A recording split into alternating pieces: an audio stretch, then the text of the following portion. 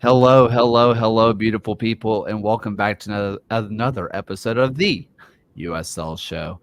Easy for me to say. There's a couple new people who have joined the YouTube community and thus going to be in the chat because Twitter is down. So if you are somebody who's listening on a podcast player later and like, why did it not show up on Twitter? You have to have premium in order to stream on Twitter now, and so that's what happened. Before we get too far, I want to thank our wonderful, wonderful, wonderful patrons: John Hunt, Frank Anthony, Aaron J., Christopher Cohn, Harry Austin, John Fuller, Michael Fuchs, Joshua Duder, Noah Telfer, Roberto Aguilar, Jeremy Churchman, Stephen Howard, Rian Lacara, Tim Knox, NF Reg 30, Emma West, Kunal Patel. Thank you guys so much for supporting us. Your contributions are finally coming true this week with us finally going to Oakland. I feel like we've been saying it forever. For people who don't really care that we're going to Oakland, you'll probably be done hearing about it in about 2 weeks because next week, of course, we have to recap it all for you. Lots of fun content out for that. Saturday night, by the way, we are doing a live wraparound show. It's going to be Phil and I because John is red-eyeing in Phil and I will be doing just basically a talking show of talking about all the matches that are happening, breaking down the matches that already happened, looking at some film and kind of talking about goals and stuff like that. So it's going to be a ton of fun. We hope you enjoy it, plus some fun interviews along the way. Before I talk forever, Ryan, who on YouTube now is Wally. Ryan, how are you doing, man? Yeah, I'm doing well. They finally fixed my air conditioning last week, so it is not a balmy 81 degrees in my apartment. And yeah, I just figured out how you can get a profile picture for audio only. Audio only. So I wanted to put in a top 5 Pixar movie choice here. Ooh, see, I feel like that's not even that controversial, but I was trying to think of all the Pixar movies, but I feel like that's pretty, actually, I top think that's five is pretty accepted. safe. Yeah. Yeah, that's a pretty safe one. Fair. John, how you doing, man? Good. I like to think I'm the Eva to Ryan's Wally on the podcast. So happy to be here chatting about soccer this week. He's going to get you a plant one day. Don't worry about it. I got a couple of fun news. First off, this episode, as always, is sponsored by goals.tv. It's free. Check it out. See all the content. We got fun stuff coming out on that later this week as well. But a new sponsor that we're super excited about is our sponsorship with Added Time Outfitters. And some people might be thinking, what is Added Time Outfitters? It is the cool bracelets that people have seen before. And I'm showing one on the screen right now that is Sacramento. It's just cool stuff. They're like $12, and if you use the code USL, like the USL show, USL, it can be capitalized or lowercase, I believe. You get 10% off, and that's your entire order. So if you want to go through and buy all of the wristbands, you get 10% off of everything, and it's anytime. So even if you bought some from them before, you can still get 10% off if you use the code USL at addedtimeoutfitters.com.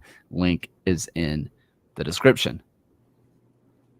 That's the fun stuff. I'm super excited about that. We have a kind of a jam-packed show for us tonight. Lots of stuff to talk about. Right now we have a little bit of League One action where Charlotte is deciding to do everything, scoring 2 goals, and now has a red card. And we are just 30 minutes in. So welcome to the Charlotte experience. We might give you updates on that if things decide to turn the other way for Chattanooga. But we have some Super League news that came out. Pittsburgh is alive and well. Maybe. And then we're going to talk about Oakland because they were on the other side of the thrashing. And of course, like I said, our trip out there, a little preview on that. And hey, there's a team top of the table. Cue the meme, Gio. Someone has to do it. Union Omaha are at the top after a big win in way. But let's go ahead and get into the Super League. And I want to start off this conversation with, and this is something I've kind of talked about before, we've talked about behind closed doors, and I'm throwing this into the ether. We feel like the Super League needs its own thing, and we want to cover it on the USL show. But, we do a lot of content here, and there's just only so much time. if you are someone who is going to spend a lot of time watching the Super League and you feel like you can talk in depth about it and talk about tactics, talk about storylines, please reach out to us. We want to have a standalone Super League show because this is Division One women's soccer in the U.S. And we want to have people who are talking about that and really that only. Um, we are primarily the championship pod, but we get into a little bit of League One, W League, League Two. You know this about us.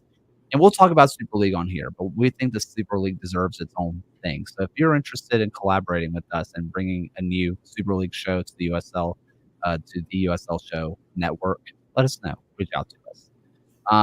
But there's a fun little article that came out from The Athletic, and it comes from our always good friend, Jeff Reuter, friend of the pod, where they kind of break down why the USL Super League is not really trying to be NWSL.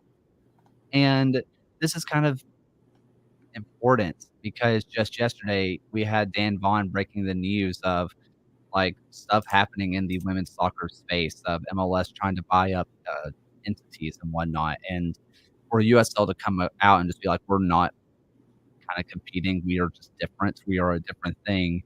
Felt very timely and something we should definitely talk about. Yeah, I mean, well, friend of the show, Jeff Reuter, and friend of the show, Amanda Vandervoort, really.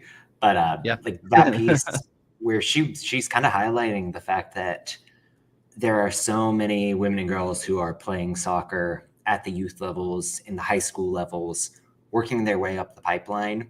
And while the NWSL has done great work, she cites the fact that they've got 14 professional teams providing opportunities for American players. There needs to be more space for that. There needs to be a payoff at the end of the tunnel for these very talented athletes who come through the entire developmental system and don't really have enough of an ecosystem to support them professionally. And like establishing this player first mentality kind of as the driving impetus of the Super League, I think is a great way to position the league.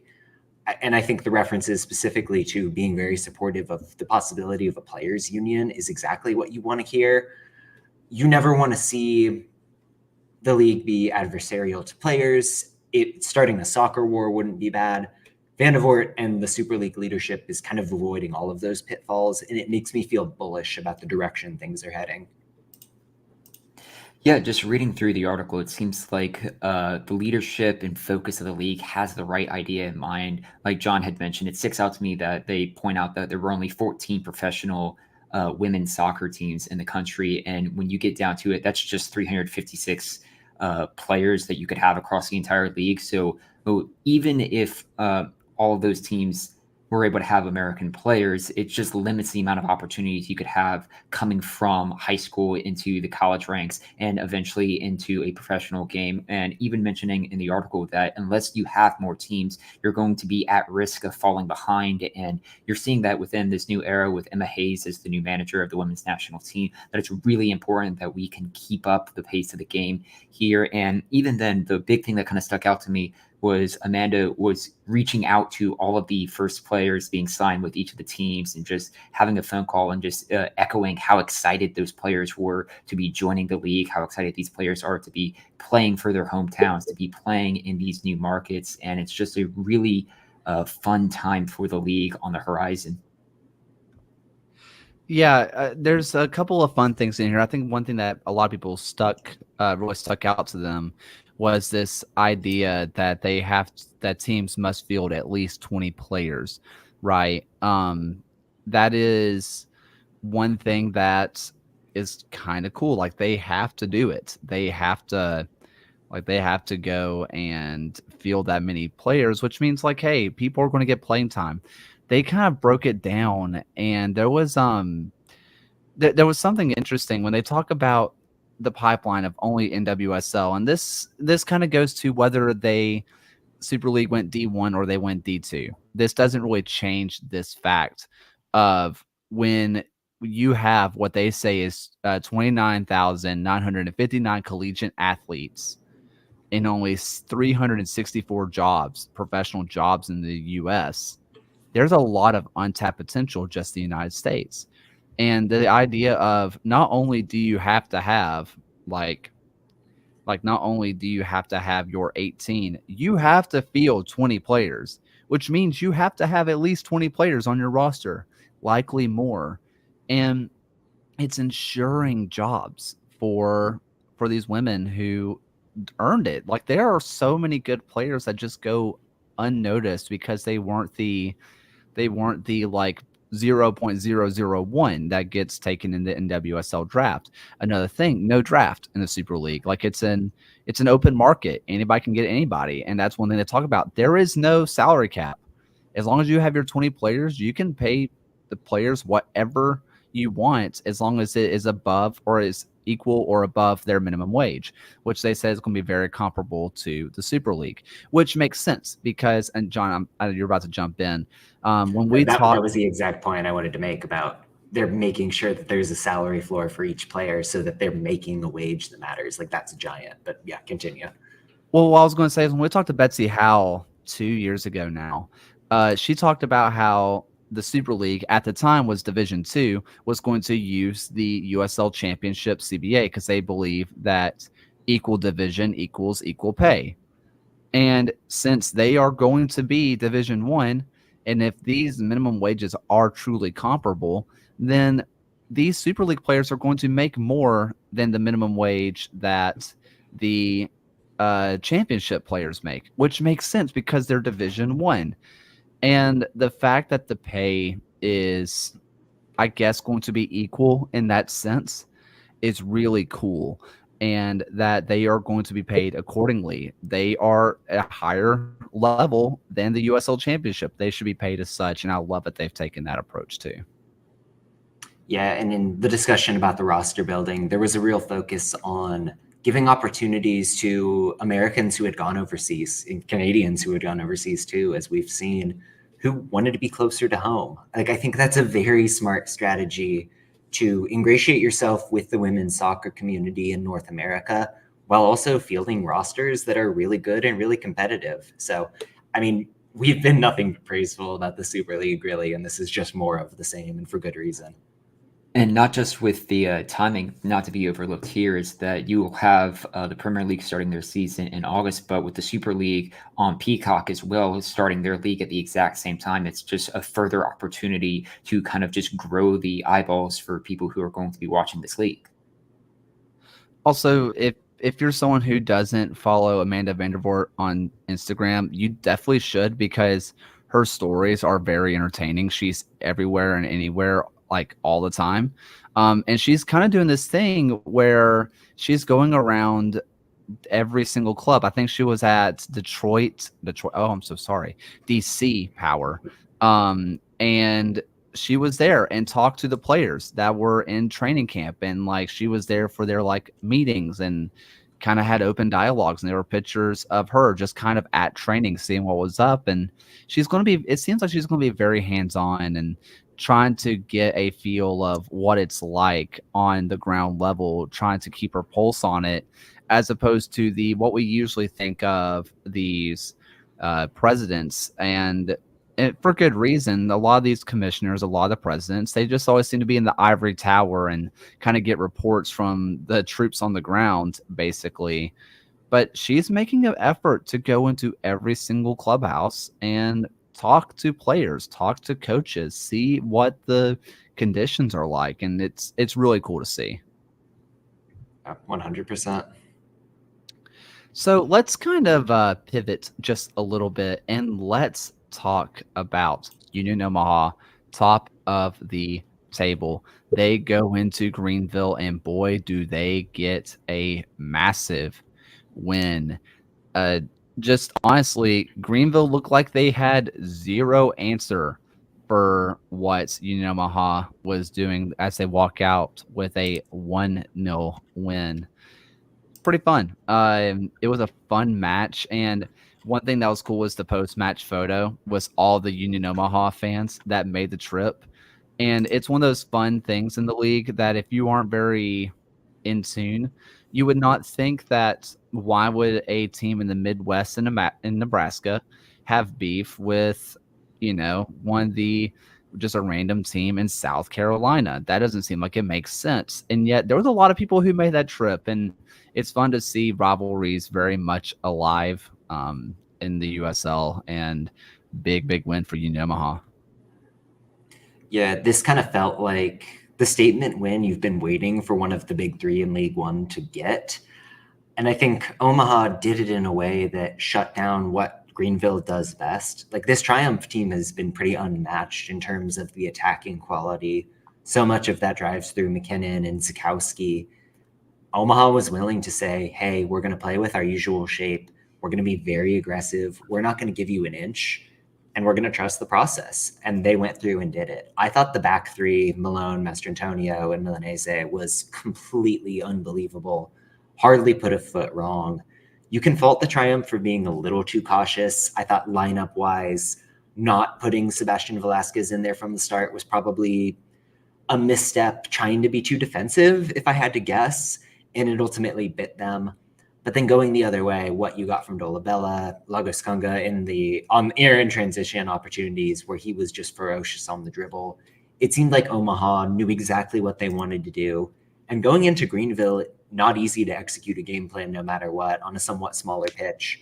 They did it with ease, really commanding victory, even though the 1-0 scoreline makes it look a little bit tighter. So massive ups to Omaha there.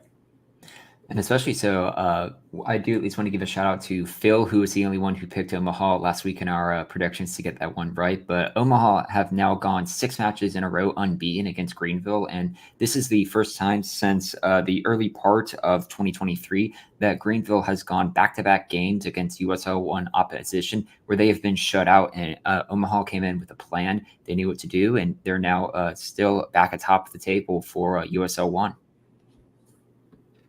It's been a few weeks now since Greenville has moved away from their 3-man back line, right?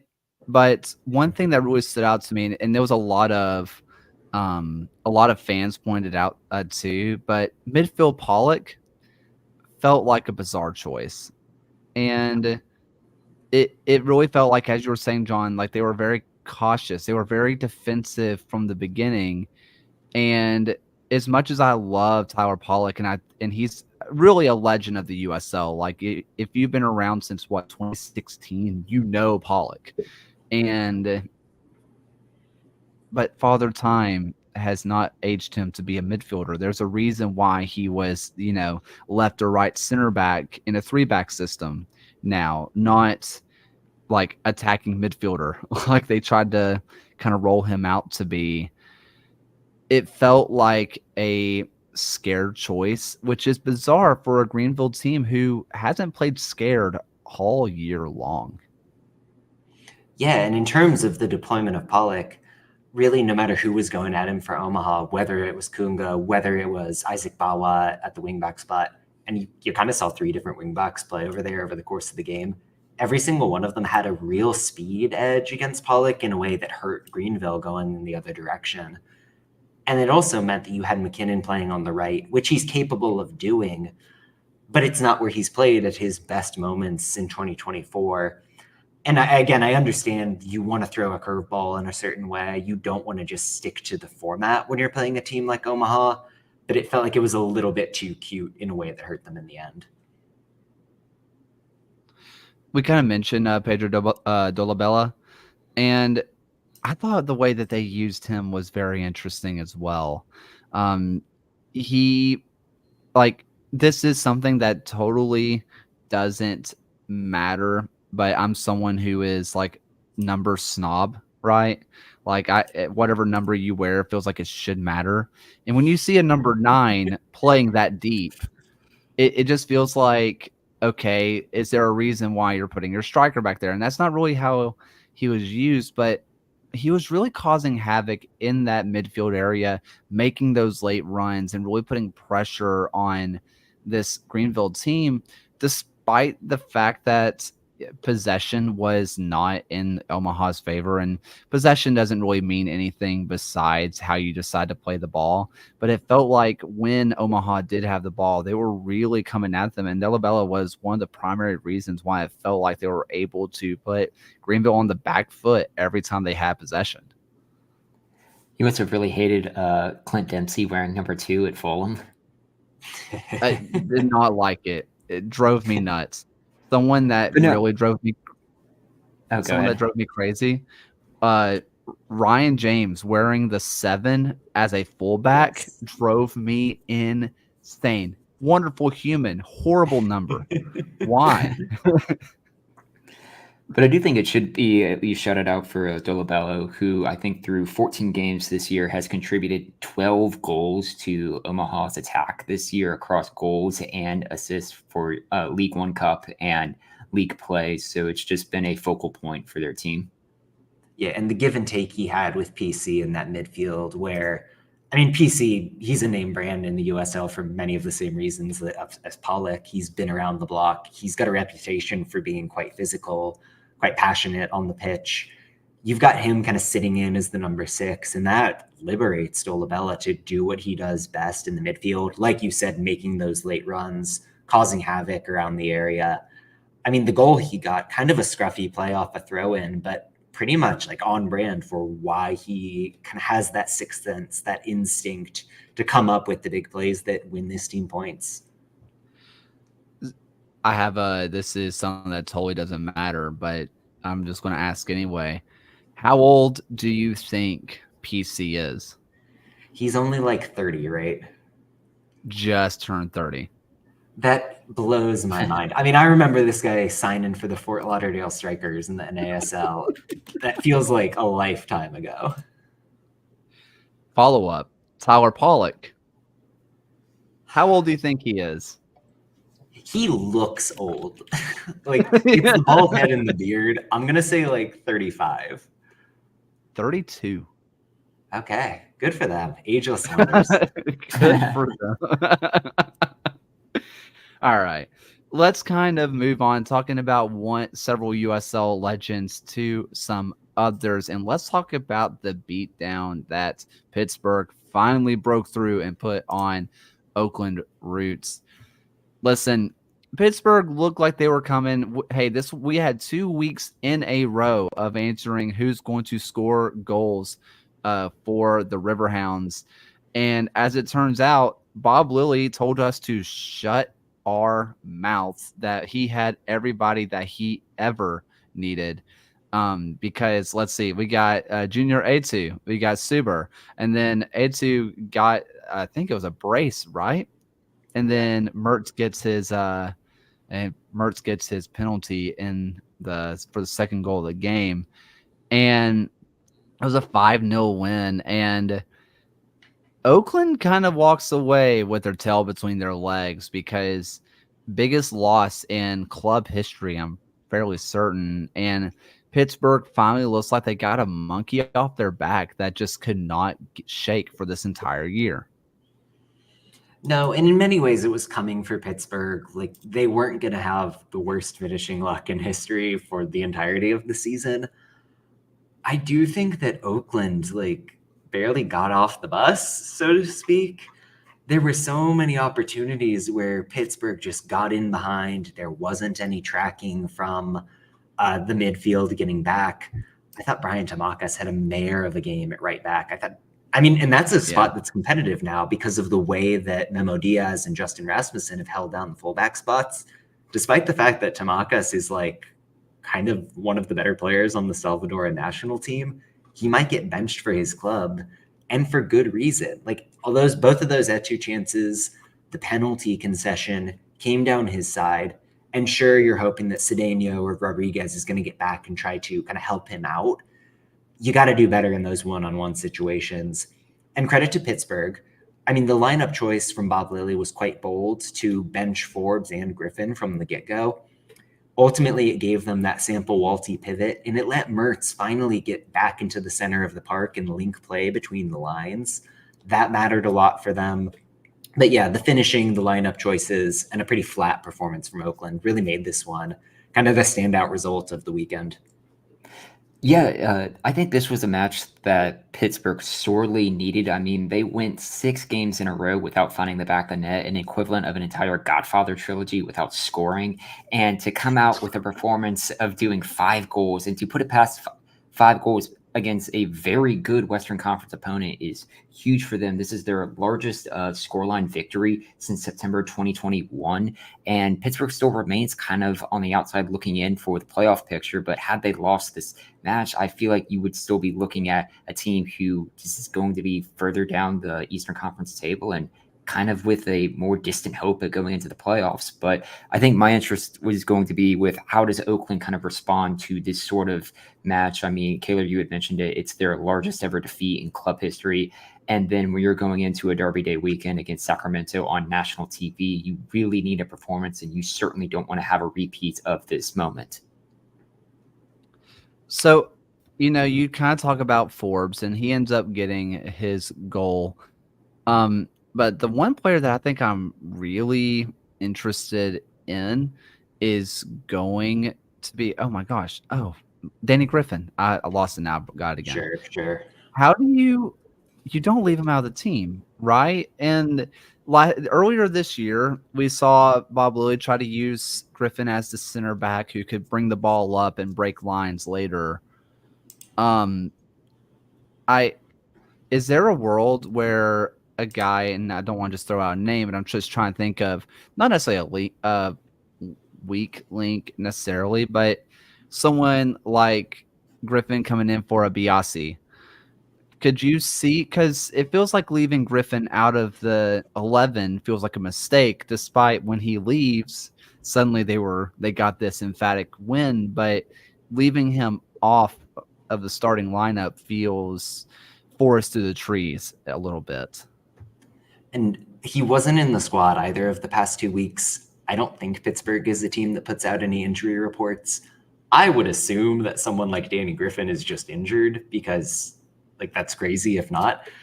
But yeah, I mean, given how they're playing, given how connected and cohesive the midfield looks without him, Lilly is willing to put him in that central defensive spot, use him as a progressor, kind of let him step up into a diamond in possession if you need that to happen. I mean, Danny Griffin has to be on the field for Pittsburgh. He is so clearly, if not their best player in the conversation, he needs to be in that team. And I think he's shown the ability to be a central defender if he needs to. So that feels like the logical step if they keep finding this groove whenever Griffin is back ready to get on the field.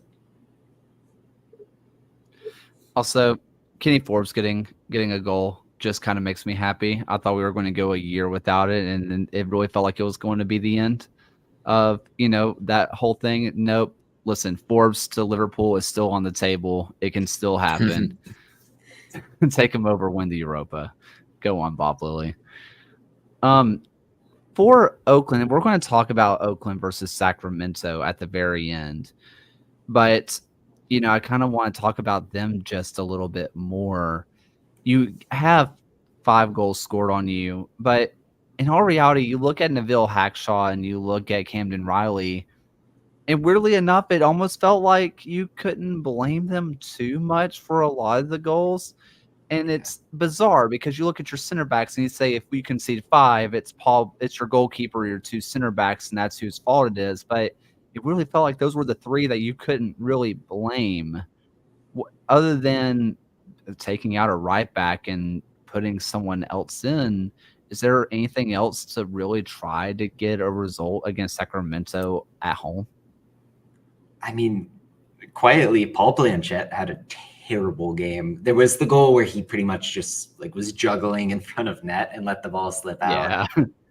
And frankly, that's kind of been on trend. If you look at him amongst goalies with lots of starting minutes, he's one of the worst 5 goalkeepers by goals saved above expected. Contrarily, Tim Cyrell out of Project 510 has been pretty unreal when he's been in the squad. I'm not going to say there's a competition, but when you've got a big game coming, you've got a backup goalie who's shown an ability to impress. That could be a thing. I do wonder, lineup-wise, further ahead in the outfield, maybe you put Camden Riley in the pivot once again. That you've got Niall Logue, that Gagi Magvelashvili is going to be back at some point. Both of them are more than capable USL center backs that you can put next to Hackshaw and feel comfortable. I think Riley can be the stopgap you need, knowing the fact that Sacramento is really liable to punish you in the half spaces, really liable to hurt you in the places where Pittsburgh kind of exposed them the week prior. So those are probably the two changes I'd be looking at if I'm Kevin Clinton. Yeah, I mean, coming into this game, it's a really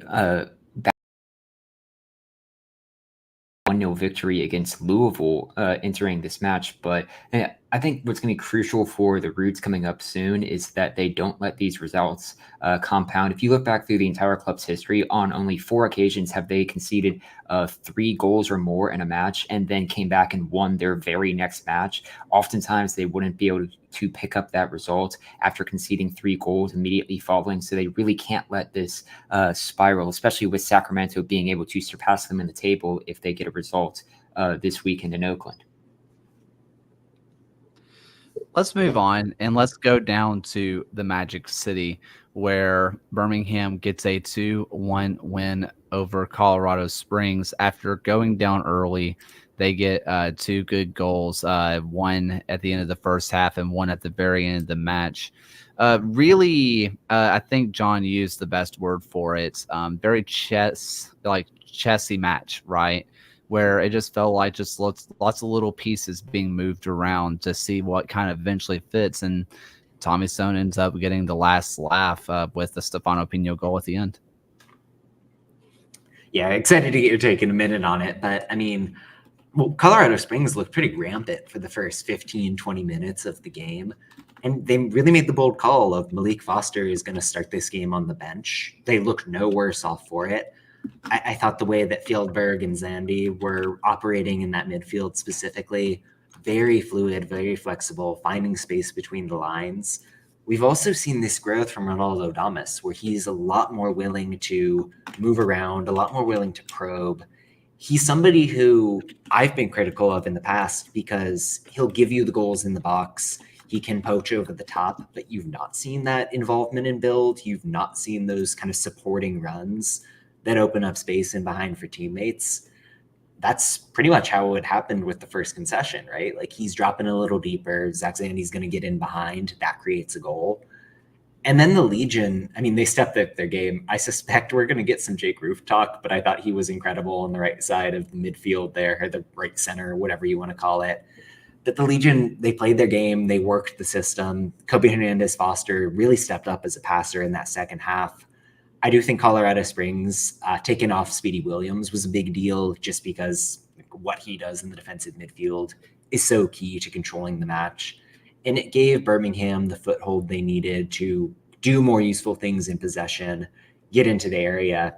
And hey, Stefano Pino having an actual number 9 in the lineup pays off at the end. So really fascinating game back and forth. I think 2 teams that can come away with positives no matter what. Yeah. One trend that stuck out to me with this game was that this is the 4th time this season that Colorado Springs have scored first and then ended up dropping points. They would be 9 points better off if they were able to convert any of their these matches where they scored first into wins, and that would have put them atop the Western Conference and level on points with Louisville. So it's another one of those games that you're going to look back for the Switchbacks and say it might be the difference between being a top 2 or 3 seed in the Western Conference or being where they currently are in 5th. To talk about the first goal, because I thought it was very interesting, John, you talk about it pretty well, of like Sandy's making the run, and Fieldberg has 2 choices, Sandy or Damas. And I'm not going to sit there and say that Fanwell Kavita and AJ Patterson were sitting there same wavelength of they're never going to pass to Sandy. Like, I understand that they are, reacting to what they see in front of them. But what's not always seen on TV too much is that Fieldberg does this little chest fake to open his body up to go to Damas. It gets a step out of Kavita, and that's the logical place to go. Who's probably getting the through ball? It's probably Damas. Everybody knows that. It creates just enough space. It goes through to Sandy, and I think you see where Trevor Spangenberg is playing his first minutes of the season. I think if he's played a little bit more matches, he reads that a half step quicker. He gets a save because it ends up being a very close finish. But Sandy with an incredible finish, if we're being honest. I think if you're also Legion, and there's a lot of stuff in the build-up that I think this ends up being a deserved result, but it's hard for me to get really, I guess, what's the word? Excited when both goals came from Christian Herrera dropping balls that should have been caught.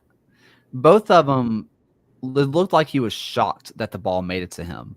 And I almost wonder if, especially on the second goal, because he looked stunned that it made it there, if somebody called for it or if he called away or something, and it just didn't happen because he looked stunned that it even got to him and kind of reacted, parried a good finish from Pino in the end. Jake Roof was my man of the match. I understand that Pino is going to get it. I understand that there's other players who have better stats, but Jake Roof was doing all the dirty work. He had a couple of crazy tackles in there that really won possession back, especially when he was also filling in spaces whenever Dodson would get up and go to cross the ball in. He would drop in just a little bit deeper and create either an outlet pass or stop the counter. And that was really fun to watch. He had a goal that almost went upper 90 that slammed off the woodwork, which there's no one I want to score more at this point now that Fanuel Kavita scored than Jake Roof. So, like, it was just super fun to watch. You mentioned Kobe Hernandez-Foster. You can tell that he played in the top league in Europe because he was going for a lot of passes that his teammates just weren't seeing. And you could tell he was getting frustrated because he would try something that I was like, yeah, if you're playing in the top flight of Norway, they probably see that and they're making that run and it's a goal. But they were just a half click behind and it just never happened. Second half, it looked like he kind of got more of the wits about him. And yeah, that was really fun to see. There was going to be one last thing that I'm not really remembering off. The Colorado, I've never really noticed it on film, but I noticed it in person, was their press, which they do not care too much about pressing the wings. And if it is someone in the back line, whether it be a fullback or a center back, they don't press them too much unless, of course, it's like Patterson or Dodson. When they're in the attacking third, they're obviously defending then. But if a central midfielder gets the ball, they were on them. Like, it was instant. They would let Legion pass around the back and not do anything. They would just wait. But if the ball came to Kobe Hernandez-Foster, if it came to Jake Roof, if it came to Enzo Martinez or Dawson McCartney, they were on them. Doesn't matter how far back, how close they were. It's like they were waiting for that central midfield to get the ball, and that's where they wanted to start that press. And it was multiple players, 3 players converging at once. It just felt like they got tired, honestly. And like they just could not catch up after that. It was really interesting to watch. If they can manage to do that more, I don't want to say tactfully, but if they can learn how to do that in waves, like 15-minute waves, I think they can get a lot of points off that alone because it was overwhelming at times. In that game, I guess it was a month or so ago at this point, where they ended up giving up 3 goals against Las Vegas. It was very much the same story. But I mean, you started with the high press, but in that game, Chambers really wanted them to close down hard on the central defenders. They, for whatever reason, identified that as what you needed to stop for the Lights. You often saw the left winger not even care about being wide. He and the striker would just come up, go man to man against the center backs. It ultimately didn't work at all because they got tired and they gave up 3 goals. But just the fact that Chambers is like, hey, I'm going to mix up my attacking midfield pretty much every game. I'm going to kind of fine tune my press to whatever team we're facing that week. Like, that's the sort of sophistication that's fun to see and is a little bit rare in this league. So yeah, shout out to Colorado Springs for being unique. Yeah. All right. Real quick, Taylor, I've got a random Birmingham question. How you feeling about Miggy? Because I will say I came in with high expectations for the kid. We did too. I think a lot of the issue is that he looks more like a left or right midfielder, but St. Louis wants him to be a central midfielder. He's a guy, if you want to think of a true number 8 that is a connector of the play, that is not going to make the line breaking pass, he doesn't seem to have the defensive prowess about him to be in a true double pivot. That said, I do think that this is one of his better matches that he had because his press was aggressive and his tackling was pretty crisp. And his connection play along with the pressing, I felt like this was one of his better matches. But overall, he still looks like a 19-year-old. I understand that a lot of Legion fans will sit there and say, well, Rami Zamuda is a 16-year-old who's playing left back. And you had Matthew Corcoran, who's an 18-year-old, just turned 18, and he was starring the midfield. I think you're seeing the difference in teenagers. And it just turns out Miguel is your quote-unquote normal MLS midfielder, which means he can absolutely destroy me any day that he wanted, but just not quite the level of the players that are playing for the U.S. youth national team. I think that if he dropped down to League One, I think that would have been a better level for him, because I think he would have not necessarily starred, but I think it would have been closer to his talent level, and he would have been going against grown men, where I think it would have been more successful than him coming to a playoff contender in the USL Championship. Yeah, it's just fascinating, like, given that the guy made 15 appearances for St. Louis proper in MLS last year, and to my eyes, and backed up by what you said, like, he clearly has the tools, but it's not really connected in the way you might expect. So, yeah, thanks for answering the random question there. Yeah. Let's, as I pull it up, you did a tactics show on your club, Indy 11. So let's go ahead and talk about their defensive youth, which is fun. At using the wide center backs in their 3-5-2 shape to really do damage to the opposition. It's why they're in the Open Cup semifinals, and it's why they got a point against Loudoun United this weekend. You see the look here against Atlanta. That was a team that pressed in a front three, sort of like Indy, but the ability of those center backs to work around the edges and get the 11 into the final third made the first half a game in which Indy really took the fight to Atlanta United, an MLS competitor. Here you see Josh O'Brien and wingback Aiden Stanley working into the attacking half. But it starts with the fact that Callum Chapman-Page, the centermost central defender, can hit O'Brien around the edge. Similar story here, but you're working on the opposite side through Ben Ofemu. Ofemu, that right-sided center back, really is the most exciting, most daring player in the back line, someone with real passing range who, as you're seeing, can often get hockey assists, work into triples, and make sure that Indy is getting into attack. Now, in the Loudoun game, Indy came up against another team in really a 5-2-3 sort of shape, and they used that width in the back line to force Loudoun to step up and thereby open space in the midfield. You saw less of the daring runs, less of the daring passes, but because Indy was able to draw Loudoun up, they were able to get overloads in more important areas of the pitch. That's the story here. O'Brien starts as an initiator. He's going to end up hitting Stanley on the left. And because there are so many possible combinations in the center of the park, Indy is able to get in behind and tie up the game. This is the sort of intentionality and variety that the best teams have. And for Indy, uniquely, it starts with the back line.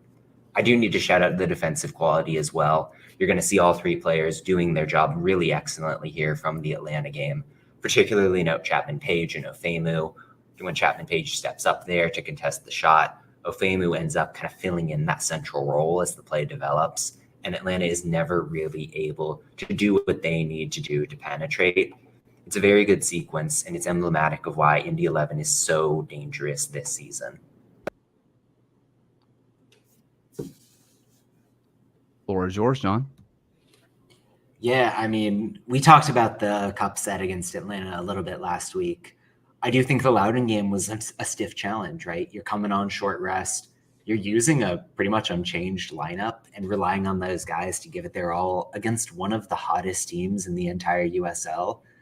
They stuck to the tenets, they did the job, and they got a point. Loudoun probably deserved 3 if you have to pick one or the other. But the 11 had the grit. They made the changes. They still relied on the ability, not for their defenders to drive offense, but for them to draw Loudoun out of shape enough to get that equalizing goal. And I mean, credit to Elliot Collier. That's an insane solo effort to get in for that goal. But still, it comes from the system. It comes from Macaulay's decision-making.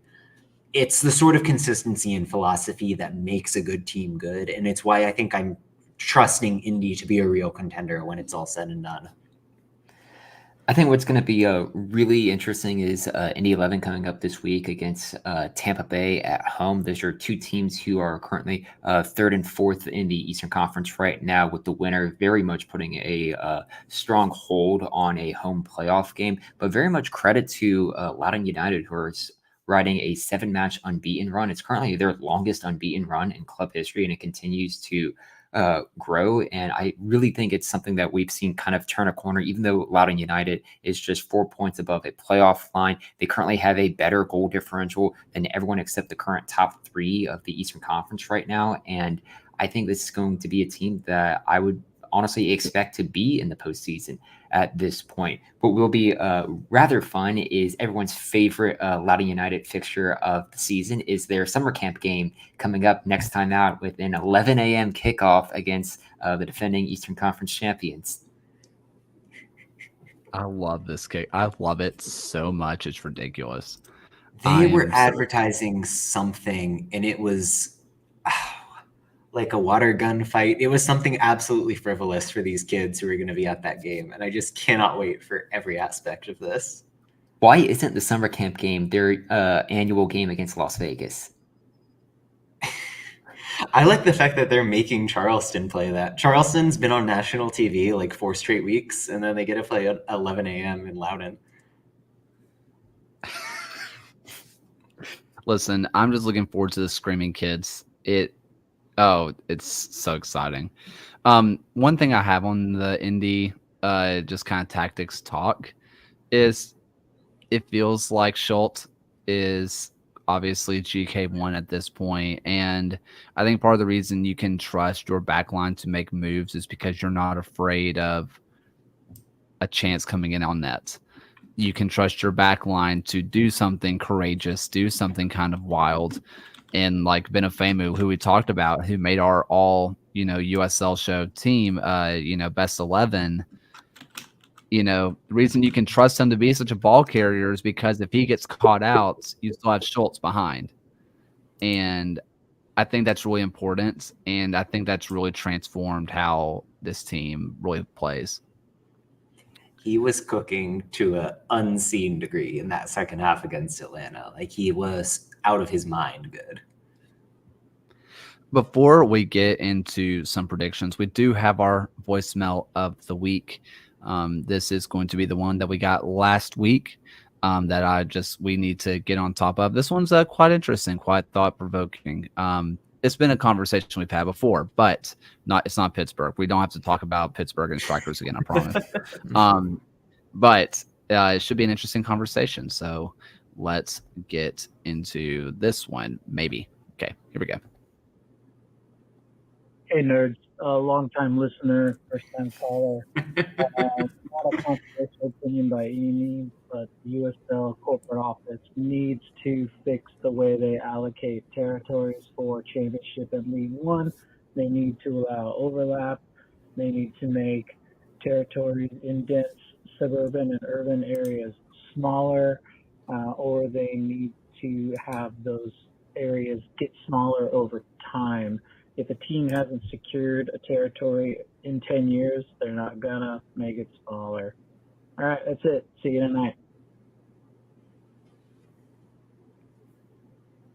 Yeah, I mean, I've never thought about the shrinking territory thing before, that kind of gradual fade out of, okay, you're going to have this protective bubble. We're going to protect you as you get up to speed, as you build the fan base. I frankly think that's a pretty good idea in terms of, listen, we don't want to throw 2 teams in Chattanooga within 3 years and just say, fight it out. Like, we're throwing you to the wolves, because that's just going to force competition. That's going to make everybody lose. Say you've had a team in New York, theoretically, say Brooklyn succeeds 5 years from now, someone wants to come in and be like, okay, we're doing USL Championship Queens. It's a market that can support it. You've already given Brooklyn FC the time to get up to their capabilities, build in the fan base. I mean, I think the league office needs to be smart about who they're letting in and read these things situation by situation, market by market. But the territorial model is so restrictive. it kind of limits the potential of good investment groups that could be involved with the USL, could be raising the level, and aren't able to for kind of semi-monopolistic reasons. Yeah, I mean, even if you just kind of look at the maps of the USL Championship, I think the two closest teams that you would have to each other would be the Sacramento, Oakland, Monterey Bay pairing, and then the Hartford, Rhode Island pairing. The league is fairly spread out, but there are just so many other markets that are capable of supporting and hosting teams. And I think the brilliant idea to try and just like gradually move away from having teams having that protective bubble for after, like Andy had mentioned, after like a 6 or 10 year period, to really help a team kind of first get their feet on the ground, and then if they can't capture the market, open it up to a little bit more competition. I think to USL One's credit, you do see a lot of teams kind of in a similar foothold. It's not too far from Charlotte to Greenville to Knoxville to Chattanooga. So there is at least some level of competition, but of course you can't mention Chattanooga without mentioning how the Red Wolves exist versus why Chattanooga FC is in MLS Next Pro. So I do think there needs to be a lot more, at least teams that are closer together, because then that also just breeds rivalries, but breeds derbies. It gets a lot more people kind of interested and involved. Like John, you had mentioned it, like New York as a metro area could honestly support like 6 different USL teams, one for each borough. And it really shouldn't just be down to the one team who plays on the boardwalk as the only team for a city of 20 million plus people. Like, just to talk on that, it's going to take me an hour and a half to get to a Brooklyn FC game by train. Like, you could put a team elsewhere in the city that could draw people who feel a little bit put off by that on a week-to-week basis. Like, and you could come up with a million examples to that end. It's why there needs to be reconsideration of this. In a perfect world, Madison Square Garden would be a soccer stadium and not first a concert venue for Billy Joel. I mean, I think there's a lot of fun stuff in there to just kind of break down. I mean, in the end, I think the real answer is get rid of the territories. I kind of, if we are going to be in this monopoly and kind of, hey, let's get into political stuff and let me say something that I don't really fully understand, but I'm going to say it anyway. If we're doing capitalism, baby, only the strong survive. And if an owner wants to spend millions of dollars to misread the market and lose their money, that's their right, babe. Like, that is within their right to do so. If they want to go in on, a club that has a stadium 3 minutes by car away, that's on them. That is their choice. They should be able to do it. The only thing I think the league should do is say, hey, I just don't want you guys to know there are 30 USL championship teams and just 10 USL League One teams. So, like, obviously deflated numbers, but still, like the only thing I think they should really do is say, hey, why don't you try it in League One? Do a League One team, because we don't have a League One team in this market. Like, think about that. Consider that. Like, don't inflate this area that we're already in a league that's already overinflated. I kind of hate to say it on the fact of Loyal and RGV, but I feel like the championship league size is kind of perfect right now. And the fact that there are championship teams coming in next year, I'm kind of upset about it, because it feels really nice, feels really balanced, and it feels doable to watch on a weekend. As somebody who tries to cover every game, like, anything more than what it is right now is kind of a scary proposition. I do think, just to circle back on the idea of the territories, and John in the comments makes the really good point, there is a logic to the fact that if you're in Chattanooga and you want a team to get TV eyeballs, to get a broadcasting deal, to get local sponsorships, to get fan support, these are all things that, yeah, in theory, if soccer is a growing sport, 2 teams could support. That's not really the case in a lot of cities in America right now. And I hope that if this were to be done away with, you would have ownership groups that are being considerate, not just flying in because they think there's opportunity, really trying to read the situation and say, okay, we've done the work, we've done the prep, we can make a case to the league to let us in, knowing that there is this alternative source of revenue this alternative sense of community that we can build, or else it feels like you're setting yourself up to fail in a lot of ways. And as it's been said in the chat, just having more teams closer together, I think is going to be a welcome thing for the league, just having closer away days. Like, a lot of the passion within the league are people who are able to travel to nearby opponents. And I'm sure the players would be fairly happy to have closer bus trips or closer plane flights. If you look at USL League One, it's fairly sparsely populated and west of the Mississippi River, and they need more teams just out there just to have it make financially sense for the travel, but just there are more markets out there who could at least handle and have a lot more teams. So hopefully in the future, the league is looking into at least moving away from a territory model, or just being at least very deliberate on where they're going about some of their teams. Or alternatively, by 2060, we can have 8 USL teams, 1 for each Hawaiian island. For Ben Clemens, who's eventually going to go back and listen to this, I hope you do, Ben, I have a proposition for you. Did you know that there's an Amtrak between Charleston and Cary, North Carolina? Could you imagine getting the entire team on an Amtrak and sending them from Charleston to Cary? The content. Didn't the 76ers take Amtrak to New York when they played the Knicks or the Nets? I have no idea, but I love that. One of the teams did. I know that. I think you're right. I do think it was the 76ers. It was either that or Boston. One of the two. That rules. But, yeah, like, get all the guys on there, send them through, and have a blast. Just enjoy the good scenic. I think they would end up having to go through the Blue Ridge to get over there. I think that Amtrak goes like in a weird direction that before it goes to the coast. So, like, I don't know, let the boys see the sights. Make it happen. Support high-speed rail. Yes. Like that idea. Also, to kind of prove that point, we talked about it last week, Fire and Ice Derby. It's Central Valley versus Northern Colorado. Like, I mean, that's supposed to be the big rivalry. And that's a lot of states, man. I'm not too great at geography, but that's more than a 5-hour drive. And that's like most rivalries in the USL. That's too much. Like, we got to fill somehow, especially the Midwest. Give a little Midwest love. Or like that area that's not really the Midwest, but it's not the West, that no one really knows what to call. You know what I mean? The Great Plains. Don't act like. By the way, if you're trying to drive from Central Valley Stadium to Nocos, that's a 17-hour drive because the West is gigantic. That's crazy. Yeah, Derby, come on.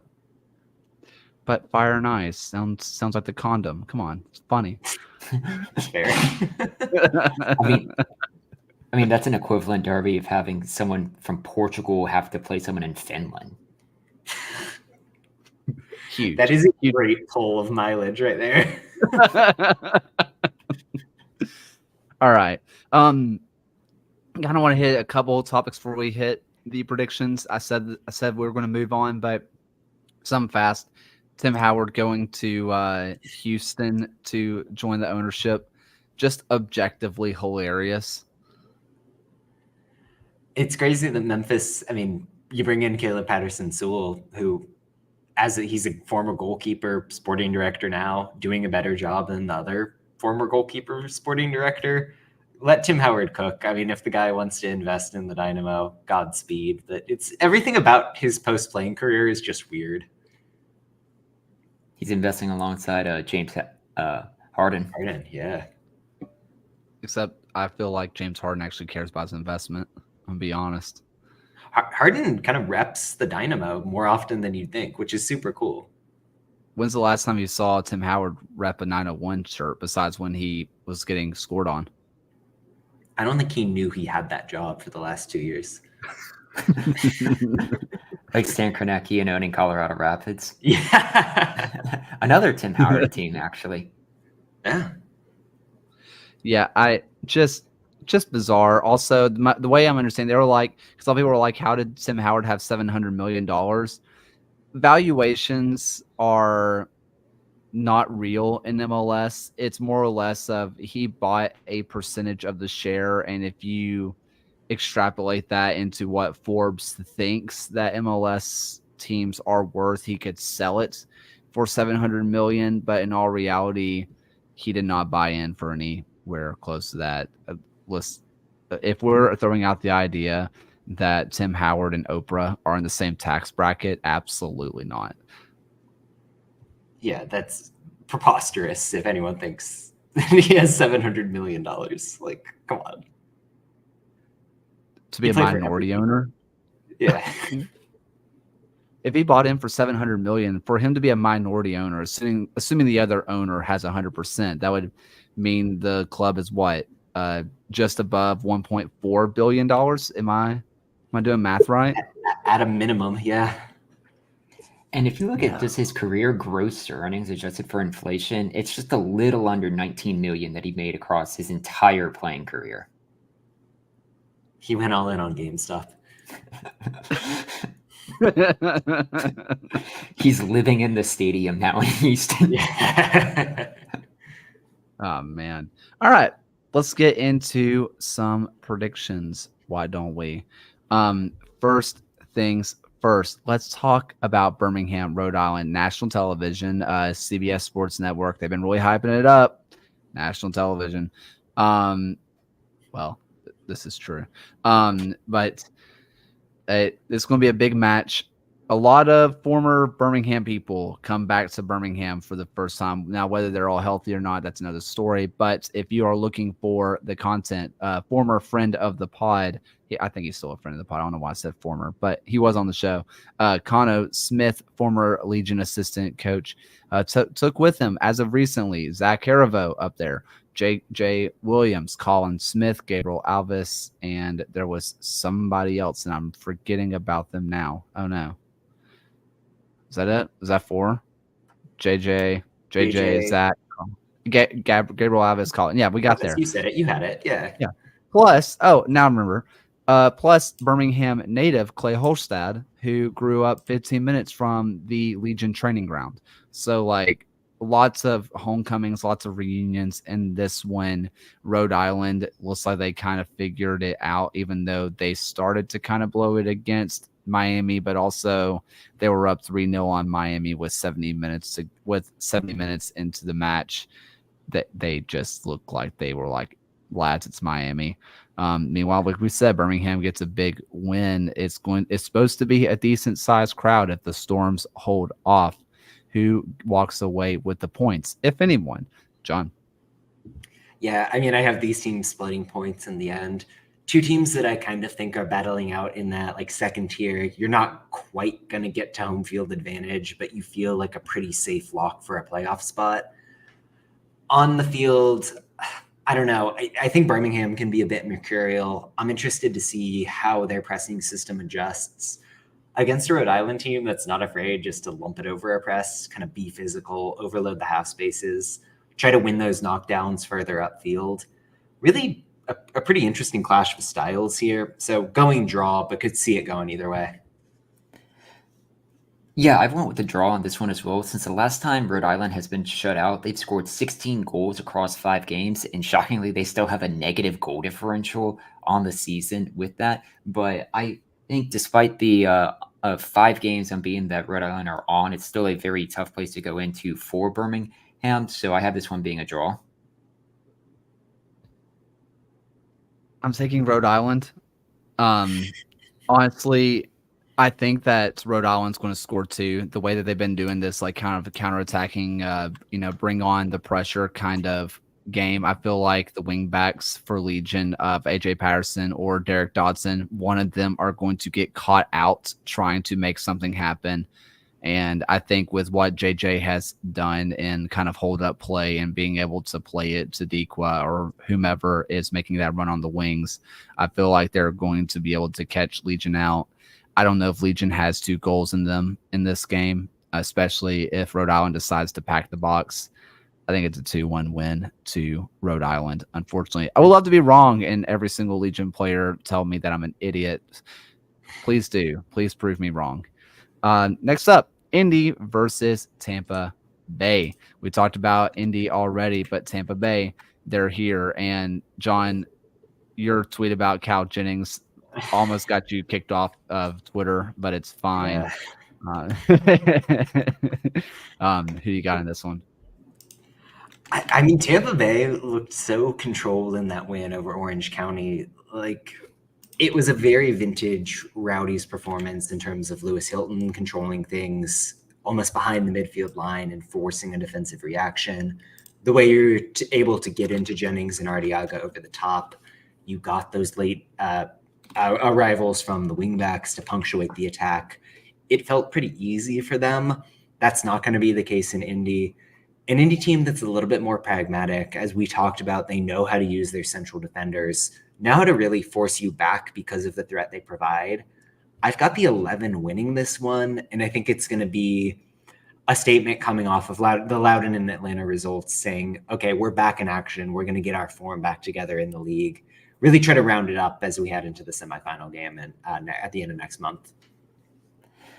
Yeah, I have Indy winning this one as well. Shockingly, they have not beaten Tampa Bay since September 2018, over 2,000 days ago. It was just around when the first Venom movie came out as the last time that had happened. And I feel like they kind of turn around that history and they really cement themselves as one of the best three teams in the Eastern Conference right now. So Indy 11 victory.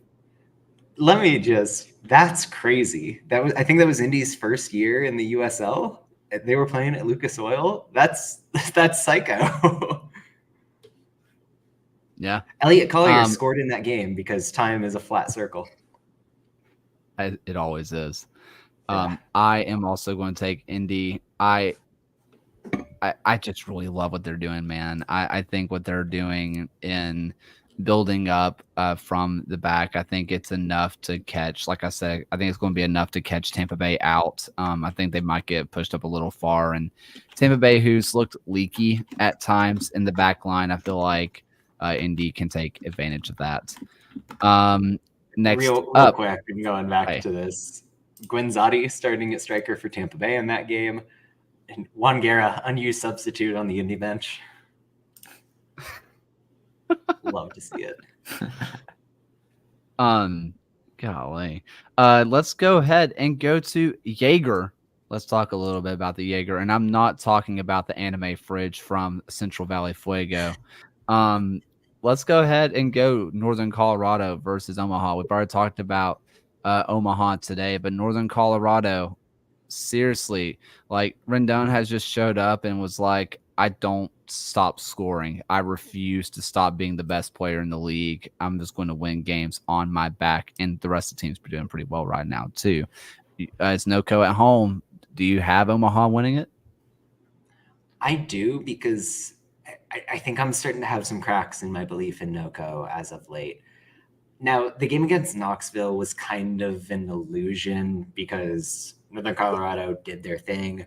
They had Rendon on the left in that game, and they pretty much took him the task until the tail end. They just couldn't get over the line. But that's 3 games without a win for NOCO against an Omaha side that feels like they've got serious momentum, just showed us that they can stop a team who has one very good scoring winger. It feels like Omaha's got the formula to get a result here. So, yeah, they're going to win. Yeah, we are actually just over a year to the day since the last time Northern Colorado beat Omaha at home. They have beaten Omaha in the interim away, but I just think Omaha is going off the back of that really huge performance against Greenville from last week, that they're going to find a win in this one.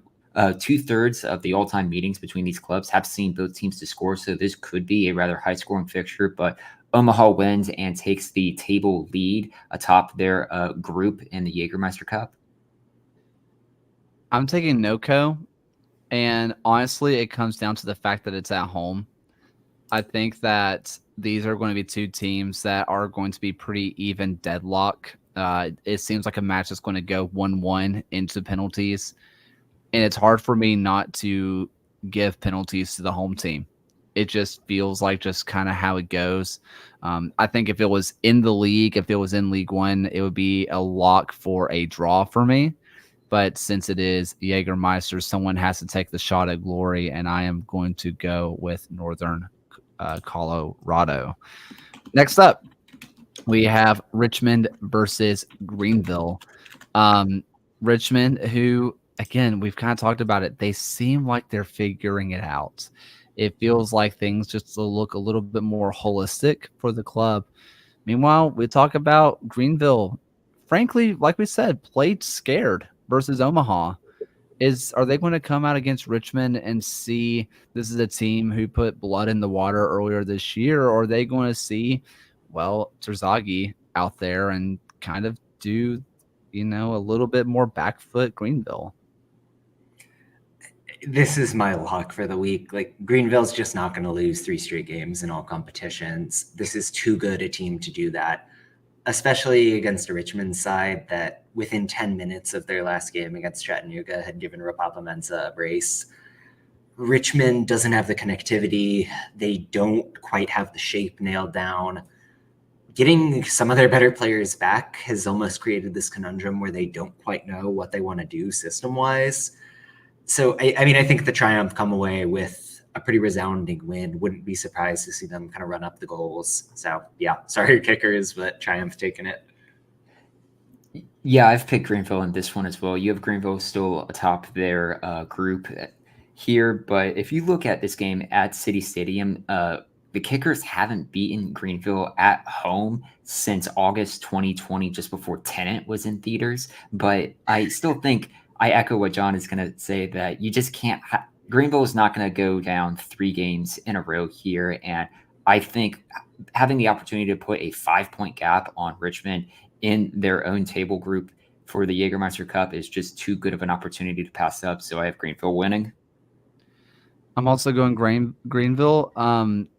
Honestly, part of it comes down to, and this is such a dumb reason, but if you haven't listened to the Triumph, Liberty, and the Pursuit of Happiness, Mark Ward Jr. on that podcast made me a hardcore believer in everything Greenville. He was also a Birmingham guy, so that helps.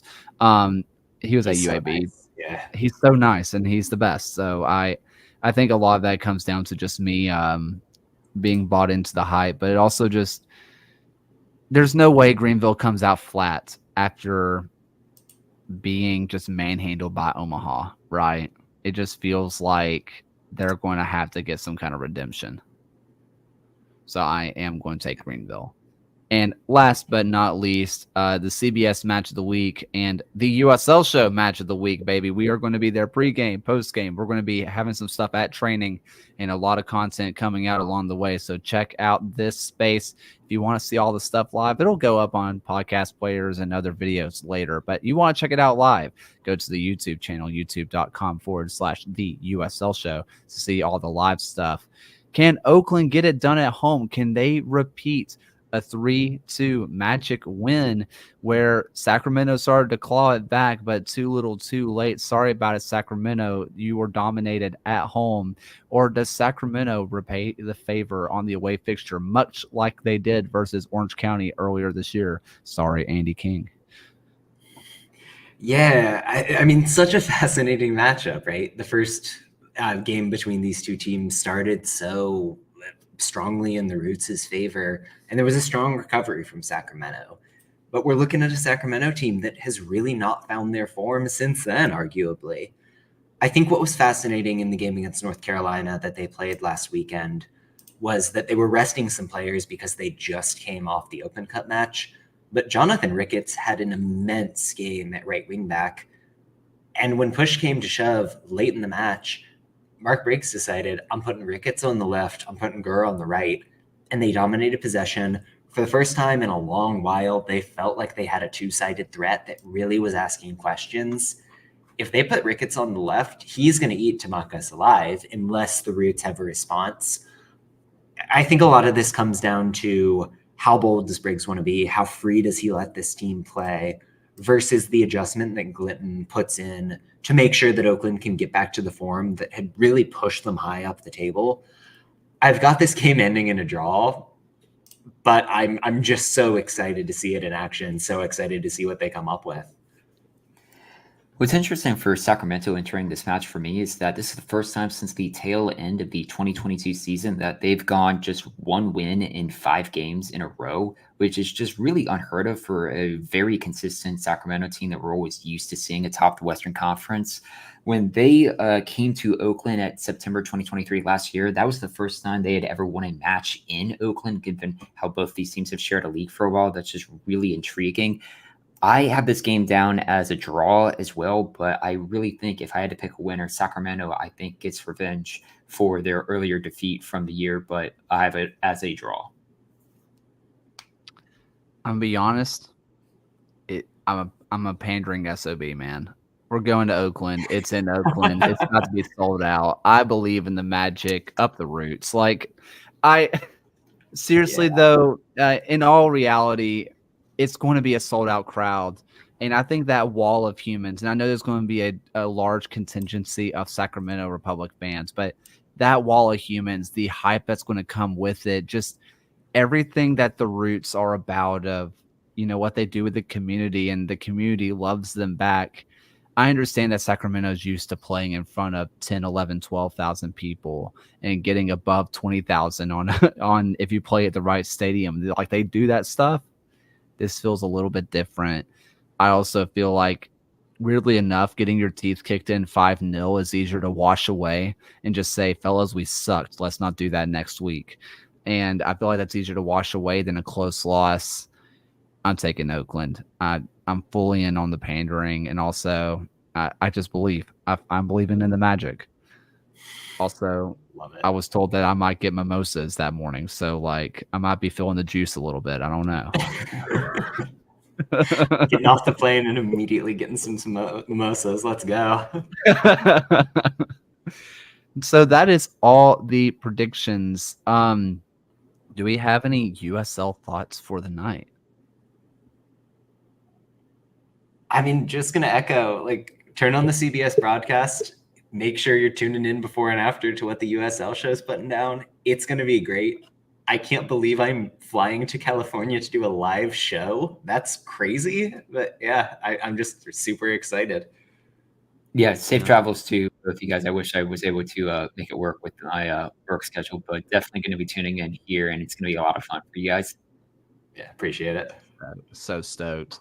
I think one USL, I guess, thought I have is this week is really just showing me how much a national audience can hype up clubs to promote things, because it's CBS Sports Network, right? It's not the biggest one. It's the network you put on at the bar when you're told to put on sports at the bar, but there's no sports on.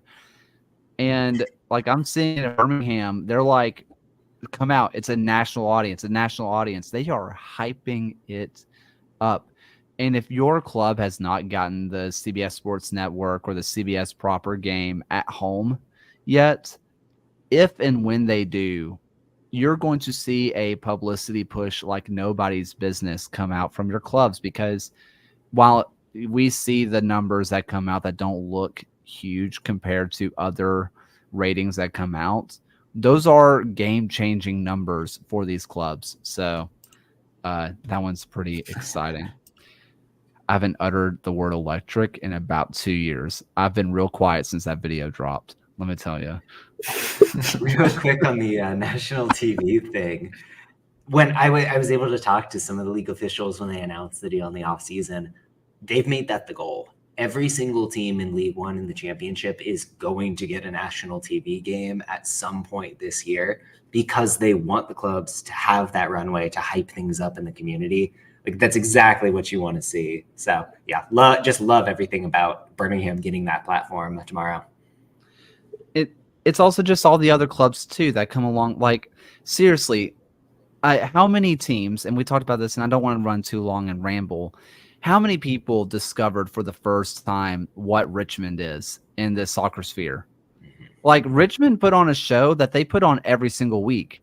The red curve looks like that almost every single week, but there was probably a little extra juice, not only because of rivalry, but they're like, oh, this is on national television. And there are people who watched it who are discovering, and man, that's the cool stuff. People are getting excited. And I think that this is the kind of stuff that really changes the outlook for clubs for long term. This is something that can really propel an extra year out of club, which unfortunately is kind of what you have to deal with in lower leagues. So final thoughts for the Knights. Let's go to Wally. Ryan.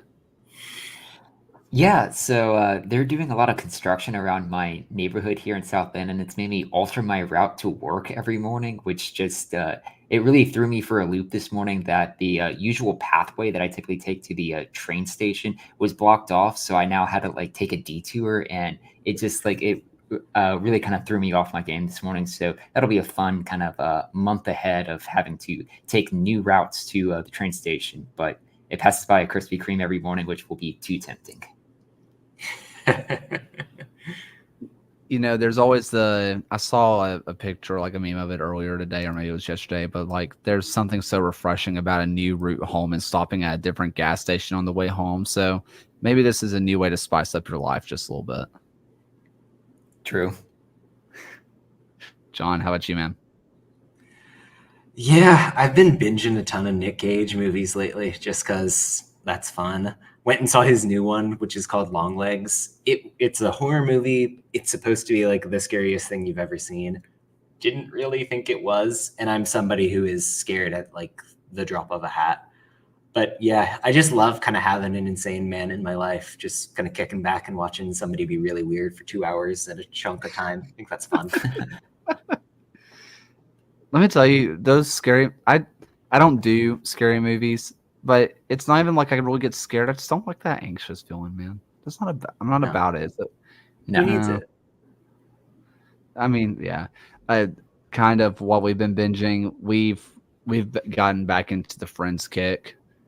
We are just rewatching Friends. It's such an easy one just to put on and not think about. And there were jokes in there that I didn't remember that caught me off guard. Like the really quotable ones you kind of remember and you're like, haha, that was funny. But some of the pass by one-liners get me every time, and they're funnier than the big build-up jokes to me. Good stuff. Also, yeah, I'm just stoked to get out to Oakland. I am counting down the moment. Hey, if you want to support us, again, check out the Patreon, patreon.com/the USL show. Check out goals.tv. You won't regret it. If you regret it, you'll get your money back. It's free. Don't worry about it. And finally, go to addedtimeoutfitters.com and use code USL at checkout to get 10% off your entire order. It helps us. It helps them. A quality group. If you don't know much about Added Time, by the way, DJ Switzer is the one who kind of started it. And if you don't really know who he is, he was wrong side of the pond, who was a big face with FC Cincinnati when they were in the USL. And so it was a prominent USL figure that kind of started that company. And so it's just supporting the USL a little bit along the way. A lot of fun stuff there. I think Sacramento has a wristband. Louisville has a wristband. I think San Antonio. There's a lot of USL clubs. So check those out. But thank you all. Are we still doing the scarves real quick? Yeah, scarves pre-sale has already ended. So if you missed your chance, I'm pretty sure that we will do another run of them later this year. So if you want a scarf, watch for another one coming up towards the end of this year. There we go. Sorry to interrupt. No, you're good. But thank you all so much for listening. Thank you so much for watching. If you're someone who wants to be part of the live chat, go ahead and find us on YouTube or Twitch. We have one of those as well, the USL show. Join the live chat. It's a ton of fun. And thank you all so much for listening. And for the first and only time of night, here's Alan's voice. Thank you for watching another episode of the USL Show. The USL Show is now proudly part of the Protagonist podcast family. Please go to protagonistsoccer.com to check out more work. Thanks for stopping by. We'll see everyone again next time.